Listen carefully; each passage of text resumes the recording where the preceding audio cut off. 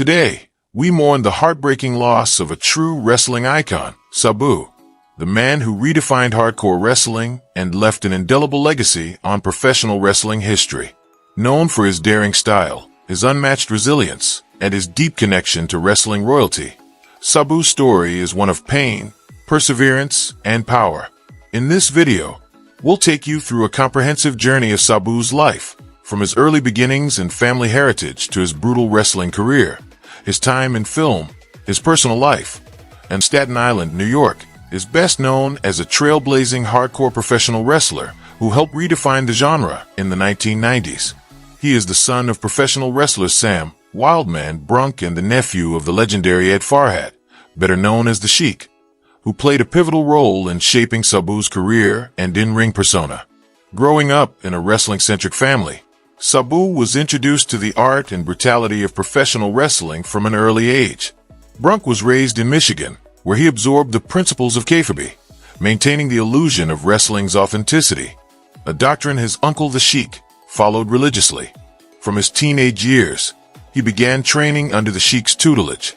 He learned a blend of old-school tactics and violent brawling, especially focusing on brutal gimmicks like fireballs, spike attacks, and table spots, elements that would become integral to Sabu's wrestling identity. Early wrestling career, 1985 to 1992.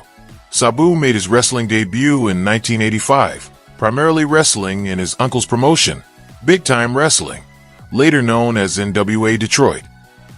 Initially, he performed under different mask gimmicks, including Terry Sr. and Super Genie. However, by the late 1980s, he started using the name Sabu the Elephant Boy, referencing his uncle's exotic Middle Eastern gimmick, and adopting a silent, mysterious persona who communicated mostly through body language. Throughout the late 80s and early 90s, Sabu worked across various independent promotions in the United States and Japan. He gained early recognition in Frontier Martial Arts Wrestling, FMW, in Japan, a promotion known for its ultra-violent style. There, he showcased his penchant for barbed wire matches, no-rope ring bouts, and fire deathmatches, endearing himself to hardcore wrestling fans internationally.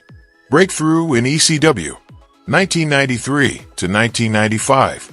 Sabu's career exploded in 1993 when he joined Eastern Championship Wrestling, later rebranded as Extreme Championship Wrestling or ECW under Paul Heyman. He became a mainstay and one of the faces of ECW's transformation into a hardcore wrestling powerhouse. With his unique blend of high-flying athleticism and brutal, weapon-heavy style, Sabu quickly became a fan favorite. He popularized moves like the Arabian Facebuster and the triple jump moonsault, using chairs, tables, and other props as springboards for gravity-defying stunts. Sabu was also known for wrestling through intense pain. One of his most famous moments came when he taped up a gaping bicep wound mid-match with athletic tape to continue fighting. In ECW, Sabu feuded with major stars like Taz, Shane Douglas, and Rob Van Dam. His intense rivalry and later tag team alliance with RVD defined a golden era of ECW. Together, they held the ECW World Tag Team Championships twice. Individually, Sabu captured the ECW World Heavyweight Championship and the ECW World Television Championship, becoming one of the most decorated and respected wrestlers in the company's history. WCW and international appearances, 1995 to 1996. In 1995, Sabu had a brief stint with World Championship Wrestling, WCW, where he made his debut against Alex Wright. Though he initially received a strong push, his time in WCW was short-lived due to backstage issues and the company's more conservative style, which clashed with Sabu's wild and unorthodox methods. After just a few months, he was released from WCW. Following this, Sabu returned to Japan and worked for promotions like New Japan Pro Wrestling, NJPW, and Wrestling Association R-War, where he continued to participate in high-profile matches, maintaining his status as a global hardcore icon. Returned to ECW and legacy matches, 1996 to 2001. Sabu returned to ECW in late 1995 and resumed his role as one of its top stars. His legendary feud with Taz culminated at ECW's first pay-per-view, Barely Legal, in 1997. in a brutal and highly anticipated bout. The storyline had been building for over a year, as both men had refused to fight each other until the confrontation. Sabu's chaotic, risk-taking style often came at a physical cost. He accumulated a long list of injuries, including broken ribs, fractured vertebrae, and countless lacerations. Despite this, he never wavered from his commitment to the hardcore lifestyle. As ECW's popularity waned and the promotion eventually folded in 2001, Sabu's name remained synonymous with the brand. He had become one of the most influential wrestlers in shaping the extreme style that ECW championed. WWE and mainstream exposure, 2006 to 2007. After years of staying away from WWE due to creative and stylistic differences, Sabu joined WWE's revived ECW brand in 2006. Although the product had changed significantly from the original ECW, Sabu was welcomed by fans with enthusiasm. He participated in high-profile matches, including the ECW One Night Stand pay-per-view and the WWE vs. ECW head-to-head special.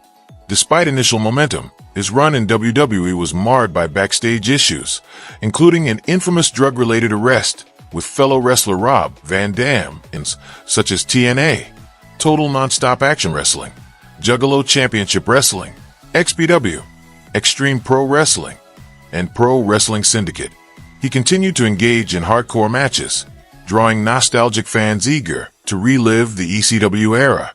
In 2010, he was inducted into the Hardcore Hall of Fame, and in 2014, he was honored by the Cauliflower Alley Club, cementing his legacy as a pioneer of hardcore wrestling. Sabu remained active into his 50s, continuing to perform occasionally in North America, Europe, and Japan.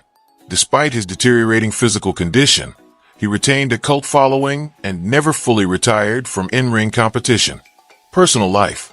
Despite his wild in-ring persona, Sabu was known to be introverted and humble in real life. He married Melissa Coates, a fellow professional wrestler and bodybuilder, who was also his valet in later years. They had no biological children, but were heavily involved in supporting young wrestlers and mentoring talent. Illness and death. Sabu struggled with numerous injuries throughout his life, spinal issues, torn muscles, and broken bones. He also underwent surgeries for hip replacement and battled chronic pain daily. In early 2025, Sabu revealed he had been battling stage 4 liver cancer, a condition he had kept private for a long time. On May 10, 2025, he tragically passed away at the age of 60, surrounded by loved ones. His cause of death was complications from liver failure related to cancer.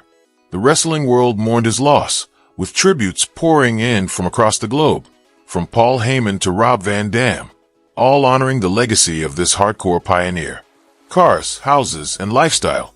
Sabu lived modestly for most of his life, choosing to invest in training schools and helping indie promotions rather than living lavishly. He owned a comfortable home in Las Vegas, Nevada, and previously resided in Detroit. He was fond of classic muscle cars, particularly a black 1970 Dodge Charger, which he showcased at fan expos. Despite the violent nature of his job, he maintained a quiet lifestyle, enjoying painting, old movies, and training young talent in wrestling schools. Net worth. At the time of his death, Sabu's estimated net worth was $1.5 million. While he never reached the financial heights of mainstream WWE stars, he earned steadily from indie appearances, merchandise, autograph signings, and conventions. Sabu's legacy is unmatched in the world of hardcore wrestling. He changed the very fabric of what was possible in a wrestling ring.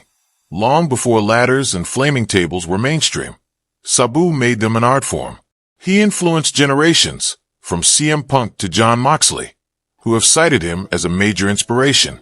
His style, often imitated but never duplicated, bridged the gap between Eastern and Western wrestling styles. Fans remember Sabu not just for the scars he bore, but for the emotion and intensity he brought to every match. Sabu may be gone, but his name will forever be etched in wrestling history. The scars, the dives, the silence, they all told the story of a man who gave everything to the ring. Rest in peace, Terry Sabu Brunk, the homicidal, suicidal, genocidal, death-defying maniac. Wrestling will never be the same without you. Don't forget to like, share, and subscribe as we continue to celebrate the legends who gave us unforgettable moments. Thank you for watching.